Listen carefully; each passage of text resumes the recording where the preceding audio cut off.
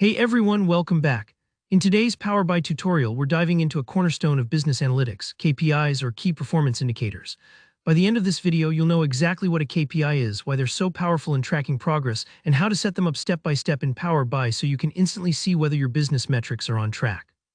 Let's jump right in and demystify KPIs together. So first things first, what exactly is a KPI? If you've ever managed a project, run a business, or tried to hit a personal goal, you've probably wondered, am I on target or do I need to push harder? That's where KPIs come in.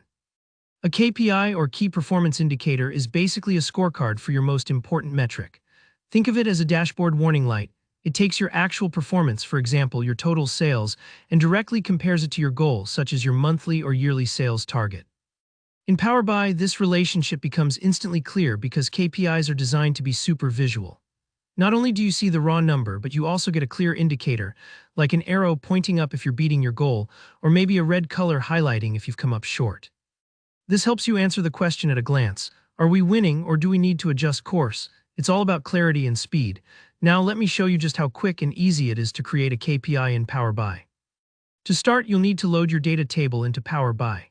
If you're new to this, loading a table simply means you're bringing in your relevant data set. Maybe it's a table of sales transactions or a list of monthly targets directly into your Power BI workspace.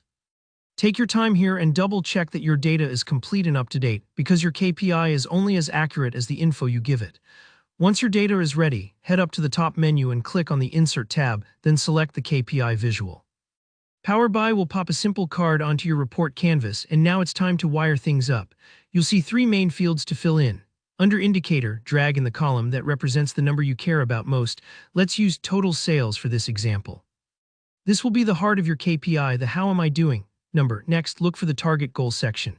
Drag over your sales target field from your data. This provides context. It's like running a race and knowing where the finish line is, so you're not just running aimlessly. Finally, the Trend Axis field is where you indicate time. Typically, you'd use month here. This lets Power BI plot your progress across each month, so you can spot whether you're trending up, down, or staying steady. Now let's make your KPI visual pop. Take a minute to format it. You can choose colors for above target and below target results. For instance, green to celebrate when you're ahead, red as a flag when you're behind. Adding goal and trend labels can make your story even more obvious at a glance, especially if you're sharing your report with a team or manager. So, what do you see on your report now? You'll notice a KPI card displaying the current value of total sales, usually for the latest month. Right next to it, you'll see the sales target number and a quick visual cue. Maybe an upward arrow or a highlight color showing you instantly if you're above or below your goal. It's like having a coach on the sidelines cheering you on or letting you know when it's time to step up your game. That's it. KPIs in Power BI are that straightforward, but their impact can be massive for decision making. If you found this tutorial helpful, give it a thumbs up and let me know in the comments if you have any questions or ideas for future lessons. And of course, don't forget to subscribe for more Power BI how-tos just like this. Thanks for watching, and I'll see you in the next one.